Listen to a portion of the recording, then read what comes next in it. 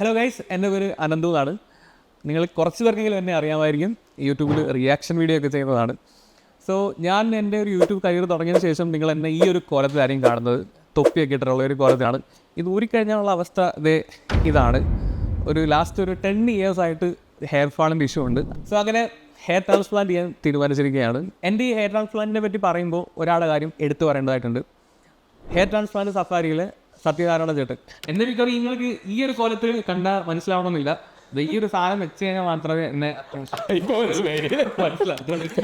സത്യം പറഞ്ഞു കഴിഞ്ഞാൽ എൻ്റെ ഒരു പ്രൈവസി കീ ആണിത്. ഇപ്പം പുറത്തോട്ട് പോകണമെങ്കിൽ ഈ സാധനം വെച്ച് കഴിഞ്ഞാൽ ആൾക്കാർക്ക് മനസ്സിലാവത്തുള്ളൂ. ഇതില്ലെങ്കിൽ ആർക്കും അറിയത്തില്ല, തിരിച്ചറിയില്ല. ഹെയർ ട്രാൻസ്പ്ലാന്റിനെ പറ്റി ഇത്ര ആധികാരികമായിട്ട് സംസാരിക്കുന്ന മലയാളത്തിൽ വേറൊരു ചാനലില്ല. മലയാളത്തിൽ ഈ മനുഷ്യൻ മാത്രമേ ഉള്ളൂ. അപ്പോൾ പിന്നെ ഇത് കാണുമ്പോൾ കുറേ ആൾക്കാർ റിസൾട്ട് കാണുമ്പോൾ കുറേ കഷണ്ടികൾ ആൾക്കാരെ കാണുമ്പോൾ നമുക്കൊരു സന്തോഷം. ഇത്ര പേരൊക്കെ ഉണ്ടല്ലോ, അവരും റിക്കവറായിട്ട് വരുന്നുണ്ടല്ലോ.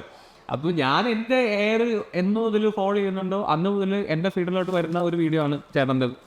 അതായത് എൻ്റെ ചാനലിൽ ഒരു പ്രത്യേകത, അതായത് ആർക്ക് തുടങ്ങാൻ പറ്റില്ല. കാരണം ഒന്ന് ഹെയർ ട്രാൻസ്പ്ലാന്റ് ചെയ്തിട്ട് ഇത്ര വർഷം റിസൾട്ട് കിട്ടിയിട്ട് തുടങ്ങാൻ പറ്റുള്ളൂ. നിങ്ങളുടെ എനിക്കറിയാമല്ലോ, ഈ സാധനം 7th grade ആയിരുന്നു.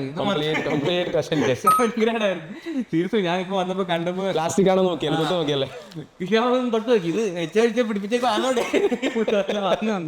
സംഭവമാണോ കേട്ടോ, ഉടായിപ്പൊന്നും അല്ല. ഇതെങ്ങനെ ഒപ്പിച്ചെടുത്തെന്ന് എനിക്ക് ഇപ്പോഴും മനസ്സിലാവും.